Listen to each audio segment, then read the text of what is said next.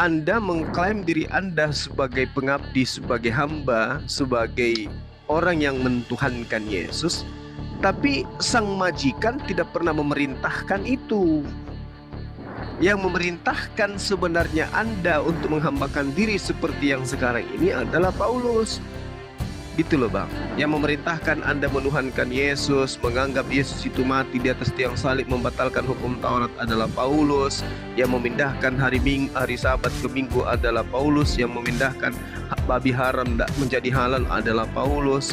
Yang memindahkan penyembahan terhadap Bapa yang ada di surga menuju kepada anak Maria adalah Paulus. Jadi Anda itu sebenarnya kalau berbicara mengenai hamba dan pengabdi, Anda itu menghambakan diri, mengabdikan diri kepada Paulusnya dan mengambil Yesus sebagai sembahan. Coba aja Anda tanya diri Anda, atas perintah siapa saya menuhankan Yesus anak Maria?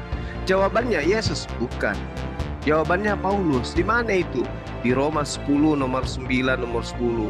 Barang siapa yang berkata dengan mulutnya bahwa Yesus itu adalah Tuhan, maka dia akan diselamatkan. Roma 14 nomor 9 yang barusan kita kaji tadi. Jadi Anda ini hambanya Paulus, mengabdi kepada Paulus. Kalau mengabdi kepada Yesus, maka Anda akan menjadi seorang Muslim.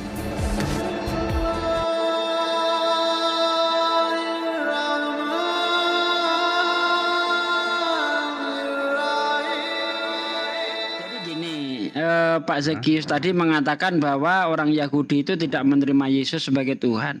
Bagaimana dia mau menerima kalau Yesus sendiri tidak pernah menerangkan bahwa dirinya Tuhan?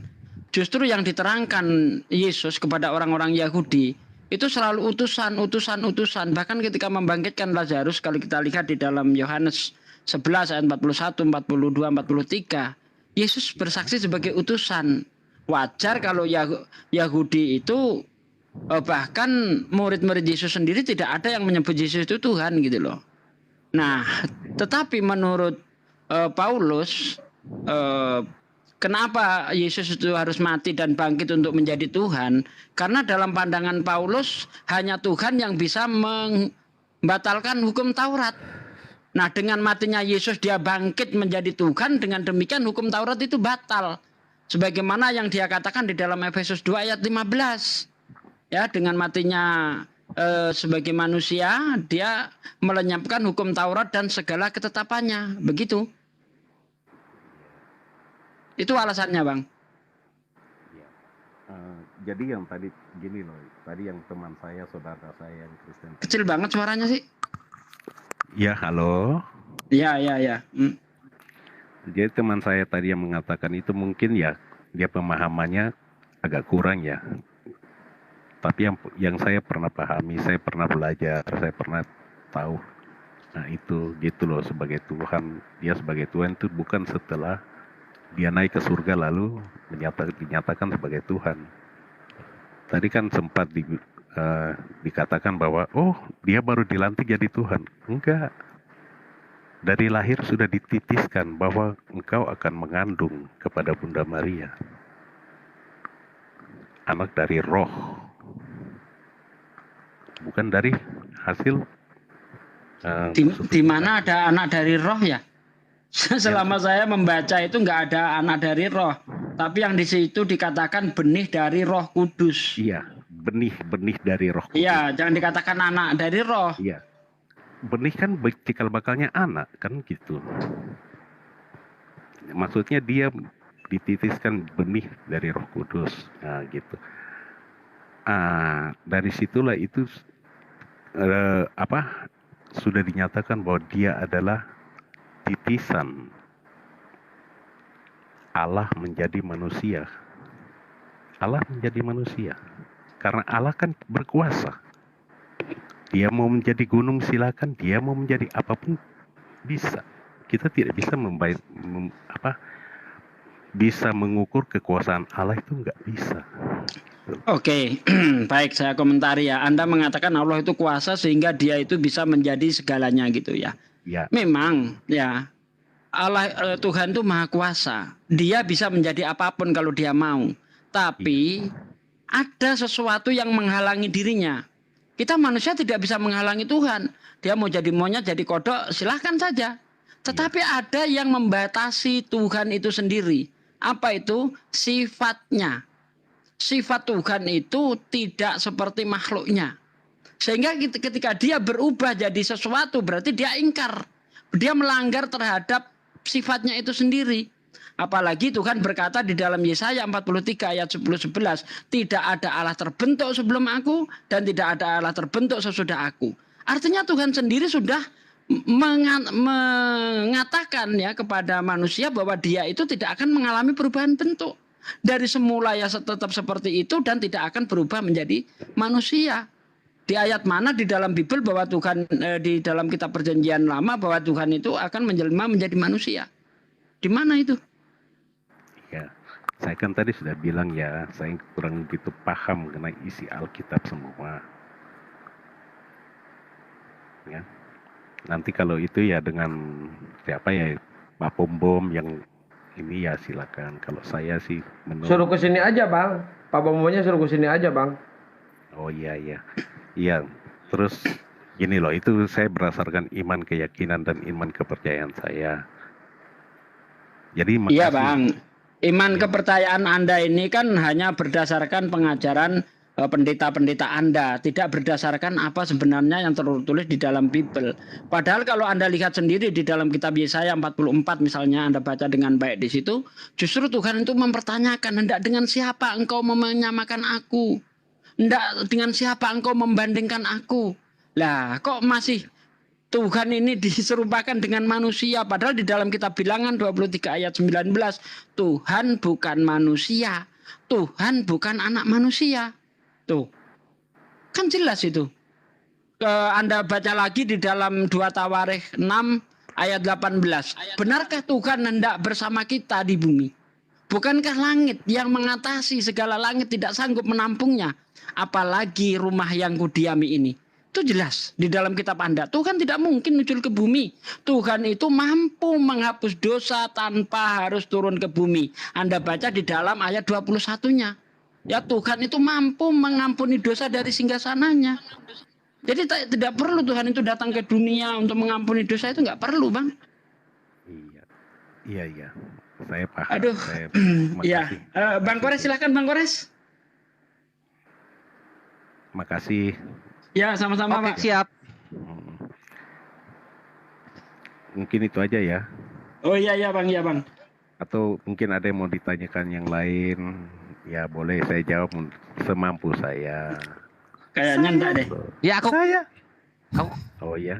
Itu saat Guruna. Saya dulu. Jadi tadi saya dengarkan saudara mengatakan dia dari benih roh.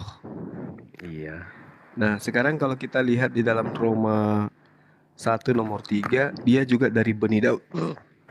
Dia juga dari benih Daud. Kalau dia benih roh, maka dia Tuhan, maka dia dari benih Daud, dia juga manusia. Yang benar yang mana, Bang?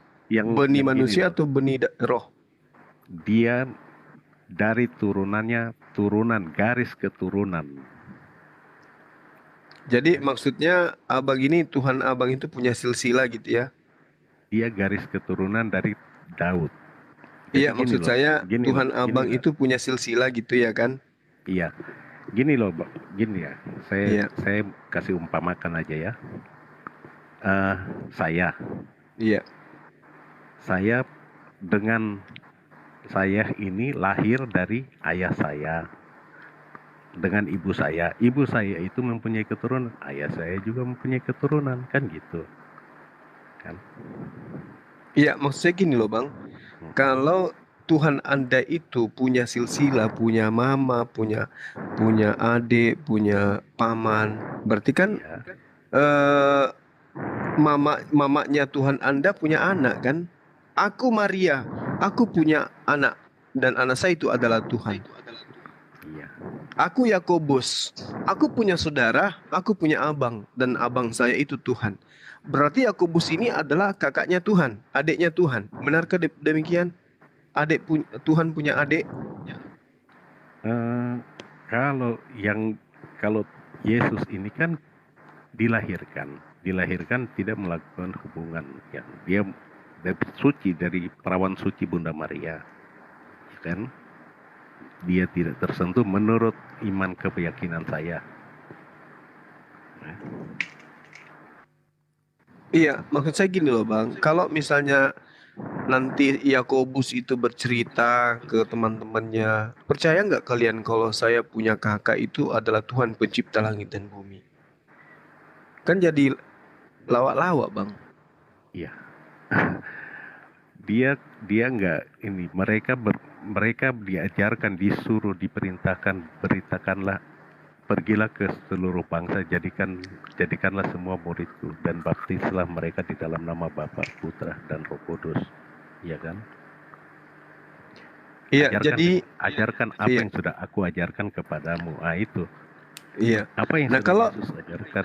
kalau di Islam Bang, yang sampai kepada Islam itu adalah beritakan Injil.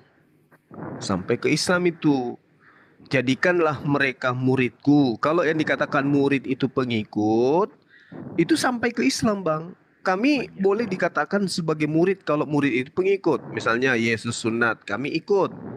Iya. Ya kan? Yesus puasa, kami ikut. Yesus sujud, kami ikut. Yesus dikafani, kami ikut. Apalagi menyembah kepada yang ada di langit, kami ikut. Berarti kamilah yang menjadi pengikut, kamilah yang mendengarkan Injil itu.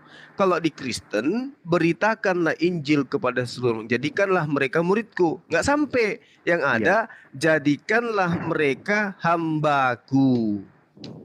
Nah, jadi saudara ini bukan murid Yesus, saudara ini hamba Yesus. Anda mempertuhankan Yesus. Beda itu Bang, beda murid, beda hamba. Jadi kalau misalnya murid kelas 5, hamba kelas 5 itu nggak relevan. Sementara Anda adalah oknum yang menghambakan diri kepada Yesus. Yang dikatakan murid itu pengikut Bang, pengikut. Apa yang diinstruksikan gurunya itu yang dilakukan. Iya betul. Iya. Iya. Saya bukan hamba. Kalau hamba itu kan pelayan.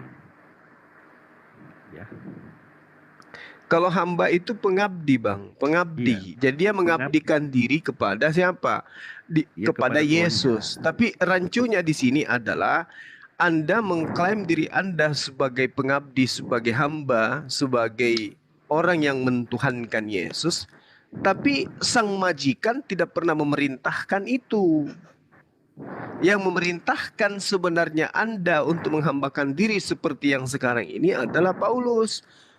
Gitu loh Bang. Yang memerintahkan Anda menuhankan Yesus, menganggap Yesus itu mati di atas tiang salib, membatalkan hukum Taurat adalah Paulus. Yang memindahkan hari Sabat ke Minggu adalah Paulus. Yang memindahkan babi haram menjadi halal adalah Paulus. Yang memindahkan penyembahan terhadap Bapa yang ada di surga menuju kepada anak Maria adalah Paulus. Jadi Anda itu sebenarnya kalau berbicara mengenai hamba dan pengabdi, Anda itu menghambakan diri, mengabdikan diri kepada Paulusnya dan mengambil Yesus sebagai sembahan. Begitu Bang, duduk perkara sebenarnya itu begitu. Coba aja Anda tanya diri Anda, atas perintah siapa saya menuhankan Yesus anak Maria? Jawabannya Yesus, bukan. Jawabannya Paulus. Di mana itu? Di Roma 10 nomor 9 nomor 10. Barang siapa yang berkata dengan mulutnya bahwa Yesus itu adalah Tuhan, maka dia akan diselamatkan. Roma 14 nomor 9 yang barusan kita kaji tadi. Jadi Anda ini hambanya Paulus, mengabdi kepada Paulus gitu. Kalau mengabdi kepada Yesus, maka Anda akan menjadi seorang muslim. Kalau Anda mengabdi kepada Yesus, Anda akan menjadi seorang muslim gitu. Nah, yang terjadi sekarang ini Anda mengabdi kepada Paulus untuk menghambakan diri kepada Yesus. Gitu, Bang. Oke, sudah saya Iya, boleh. silakan. Kalau memang Dinda Kores masuk. Tadi Anda katakan bahwa kami Muslim. Siap, Muslim Gurunda. yang menjadi mengikuti ajarannya Yesus. Ya. Satu saja pertanyaan saya. Pernahkah kalian dibaptis atas nama Bapa, Putra dan Roh Kudus? Oke. Jadi gini, Bang. Sedikit lagi Dinda Kores. Baptislah dalam nama Bapa, Anak dan Roh Kudus.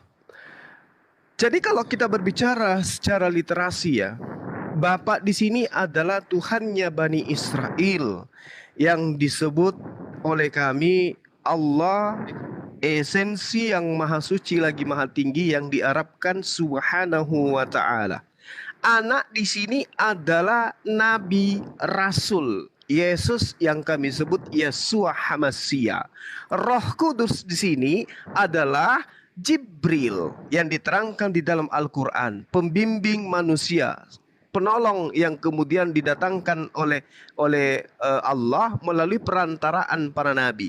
Di dalam Yohanes 14 nomor 16, aku akan minta kepada Bapa agar Bapa mengirim penolong lain, yaitu roh penolong atau sang penolong atau roh penghibur. Nah, jadi kalau tentang baptis, kami minimal 5 kali Pak dalam sehari dibaptis. Dalam nama Allah, kemudian kami mengabdi, mengimani kepada utusan-utusannya, di antaranya adalah Nabi Isa. Lalu kemudian apa yang kami lakoni, menyembah kepada Allah, ajarannya itu berasal dari Roh Kudus. Pembaptisan, pengakuan dosa, pengakuan penghambaan, ketundukan kepada pencipta langit dan bumi.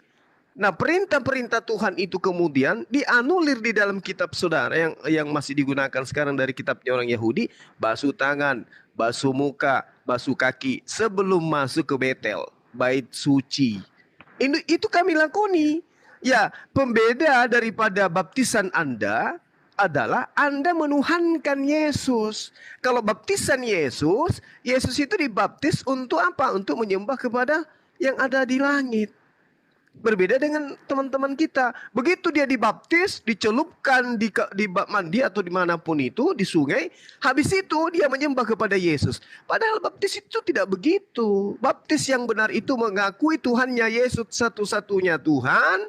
Mengakui Yesus sebagai utusan Tuhan. Mengakui Roh Kudus sebagai pengajar yang membimbing manusia melalui pewahyuan yang diperintahkan oleh Tuhan. Makanya Yesus mengatakan di dalam Yohanes 16 nomor 12 dikatakan bahwasanya ketika Roh Kudus itu datang, dia tidak berkata-kata dari dirinya. Apa yang disampaikan adalah apa yang diperintahkan untuk ia katakan. Berarti Roh Kudus ini adalah pesuruh. Roh Kudus ini adalah oknum yang diperintahkan untuk menyampaikan firman, bukan Tuhan. Karena dikatakan dia tidak berkata-kata dari dirinya sendiri, melainkan dia berkata sesuai dengan apa yang diperintahkan. Berarti dia bukan Tuhan, Pak.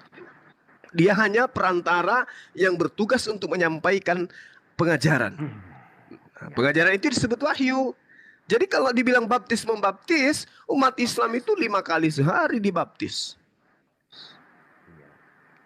Gitu Pak. Kalau pertobatan ya, tapi baptisnya Kristen, kalau dipakai baptisnya Kristen menilai yang saya katakan tadi terhadap Islam, maka memang Islam ini tidak pernah dibaptis, Pak. Tapi kalau baptis ini dinilai dari segi pemaknaan, yaitu bertaubat, mensucikan diri, lalu mengakui Tuhannya Yesus satu-satunya Tuhan, Yesus utusan Tuhan, dan Roh Kudus itu adalah penyampai firman, maka umat Islam itu ya setiap saat dibaptis.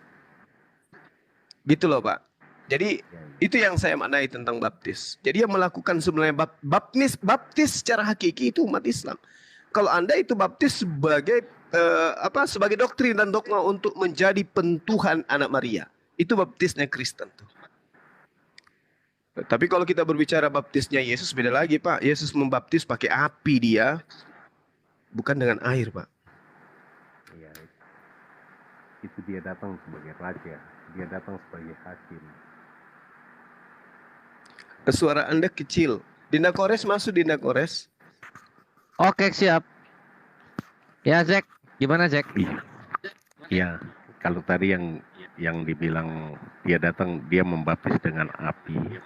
Ya, itu dia datang sebagai hakim, dia datang sebagai raja, dia akan membaptis dengan api dan roh. Ya. Mungkin itu ya pemahaman saya. Mungkin terima kasih teman-teman semua di sini sudah mendalami Alkitab. Mungkin saya juga kalah ya. Mantap. Saya salut deh. 1 menit Pak sebelum ke Dinda Ini Kores. baru jujur. 1 Lanjut. menit Pak. Saudara mengakui Yesus akan datang membaptis dengan api, artinya menghakimi. Lihat di dalam Yohanes 12 ya. 12 ya akhi ya, 12:48 ya. Betul. Bahwasanya Barang siapa yang menolak aku, dia sudah menjadi hakimnya, yaitu perkataan yang aku sampaikan kepada mereka. Perkataan itulah yang kelak akan menjadi hakim bagi mereka. Jadi yang menjadi hakim kelak menurut Yesus adalah perkataan-perkataan Yesus ketika Yesus berdakwah kurang lebih 3 tahun, Pak. Bukan perkataan-perkataan Paulus. Jadi kalau Anda dihakimi kelak di akhir zaman, wahai saudara Zakleus, siapa yang mengajarkan engkau menyembah saya? Tidak ada perkataan saya yang akan menjadi hakim antara penyembah dan tidak menyembah. Aku memerintahkan kaumku, umatku, justru hidup kekal itu adalah mengenal Tuhan satu-satunya itu yang ada di surga, dan saya hanya utusan. Lantas siapa yang memerintahkan kau menyembahku? Nah ini bahaya ini, Pak. Yohanes 12 nomor 48. Siapa yang menolak aku, dia sudah ada hakimnya, yaitu perkataan yang pernah kuucapkan kepada mereka. Perkataan itulah yang akan menjadi hakim kelak di akhir zaman. Berarti kalau umat Islam ditanya, Bang Suma ditanya, wahai Suma, kenapa kau tidak menyembahku? Ya, karena kau manusia, kau mengaku banyak kali, ratusan kali kau mengaku sebagai anak manusia, dan kamu tidak pernah mengaku sebagai pencipta langit dan bumi yang menjelma menjadi manusia. Itu hanya perkataan oknum di luar kamu. Nah, sementara yang menjadi hakim adalah perkataanmu. Ada nggak pernah kau katakan untuk menyembah dirimu? Oh, nggak pernah, Bang Suma. Ya udah, berarti aku lolos gitu loh. Gitu sederhananya itu, Bang. Jadi kalau baptis abi itu adalah penghakiman, nah siap-siap aja dihakimi. Siapa yang memerintahkan engkau makan babi? Saya sudah mengatakan di dalam Lukas 16 nomor 17, lebih mudah langit dan bumi lenyap daripada setitik hukum Taurat batal. Sedangkan haramnya babi di dalam Imamat 11 nomor 7 itu adalah bagian terpenting di dalam hukum Taurat. Kenapa kau makan babi? Siapa yang suruh batalkan? Pernahkah aku batalkan? Nah itu yang bahaya, Pak. Demikian, silakan Dinda Kores. Iya. Gimana, Zak? Oke, makasih atas penjelasannya. Tapi maaf sekali saya nggak bisa ini karena iman percaya saya sudah dibaptis dan disidi dengan pengakuan iman percaya saya. Jadi saya nggak bisa menyangkal Tuhan saya, Tuhan Yesus Kristus. Kalaupun dia bukan Tuhan, itulah konsekuensi daripada pengakuan iman saya. Tapi kalau dia Tuhan, itu juga konsekuensi dari Iya. Makanya jadi oportunis aja, Brother Zack. Imani aja Yesus itu utusan, kelar, nggak usah ditambah-tambahin sesuatu yang nggak dia omongkan sama sekali. Saya sudah mengakui dengan imam rasul saya Bahwa Yesus adalah Dia yang akan datang dari sana untuk menghakimi orang yang hidup dan yang mati. Aku percaya kepada Allah Sebagai? Bapa yang Maha Kuasa, Khalik langit dan bumi, dan anaknya Yesus Kristus, anaknya yang tunggal Tuhan kita, yang dikandung daripada Roh Kudus, lahir dari anak darah Maria, yang menderita di bawah pemerintahan Pontius Pilatus, disalibkan, mati dan dikuburkan. Pada hari yang ketiga. itu rumusan, itu bukan perkataan Yesus. Itu iman rasuli. Iya, pengakuan iman rasuli itu kredo itu. Bukan ajaran Yesus. Iya, Bukan yang Yesus ajarkan. karena Yesus mengajarkan bahwa yang menyelamatkanmu adalah imanmu. Iya, Ya, Pak, iman tapi Yesus sebagai apa? nah itu dia. Iman percaya saya kepada Yesus. Sebagai apa, Sebagai Pak? apa Yesusnya? Dia sebagai Tuhan dan Juru Selamat. Nah, ini yang nggak ketemu, Pak. Itu nggak pernah itu. Ini yang nggak akan temukan dari Bible Anda. Karena iman yang dimaksud di situ percaya Yesus sebagai utusan. Yohanes 17 ayat 3. Inilah hidup yang kekal itu, yaitu mereka percaya bahwa engkaulah satu-satunya Allah yang benar dan Yesus Kristus yang telah diutus. Itulah iman yang benar. Bukan iman kepada Yesus sebagai Tuhan. Nah, Yesus ini memang nanti datang sebagai hakim. Kristen yang menjadi tersangkanya. Di mana itu bisa kita lihat dalam Matius 7 ayat 22-23. Pada hari terakhir nanti banyak orang berseru kepadaku, Tuhan, Tuhan, bukankah aku bernubuat demi namamu, mengusir setan demi namamu, dan mengadakan mukjizat demi namamu pula? Pada hari ini aku akan berterus terang kepada mereka. Aku tidak mengenalmu. Nyahlah kau dari hadapanku, hai para pembuat kejahatan.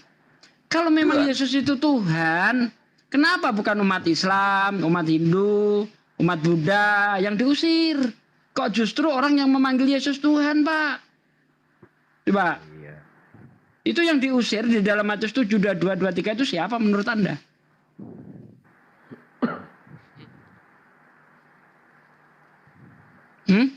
Siapa yang diusir, Pak? Matius 7, 22, 23. Kalau ingin lengkapnya baca dari ayat 15. Peringkopnya hal ajaran sesat. Saya itu sampai hafal peringkop-peringkopnya loh. Gimana sih? Iya. Makanya tadi kan saya sudah bilang, saudara-saudara ini mempelajari Bible, mempelajari ini sangat dalam ya. Oke, Matius 7 ayat 22, Ya. 23. Dari 21 dulu.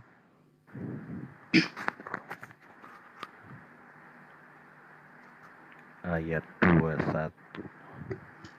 Bukan setiap orang yang berseru kepadaku Tuhan, Tuhan akan menduduki kerajaan surga, melainkan mereka yang menuruti kehendak Bapakku yang di surga. Anda menyembah Yesus, apa itu termasuk kehendak Bapak? Itu kehendak Bapak itu, Bukan. tapi Bapak Paulus. Lawannya Enggak, kurang ini greget tuh sebenarnya sama Pak Zak, Kores itu- aja deh. Enggak, Ahi, saudara Dia bukan kita ini, dia mau saudara kita ini mau belajar, Ahi, bukan mau berdebat. itu Di- Sasugi maksudnya. Dibimbing Dia mau aja, belajar. dibimbing. Ini saya lagi bikin kopi campur masako dulu. Sambil menunggu yang sudah veteran turun tangan. Kelakuan sejak zaman di Facebook itu kalau bikin kopi campur masako itu.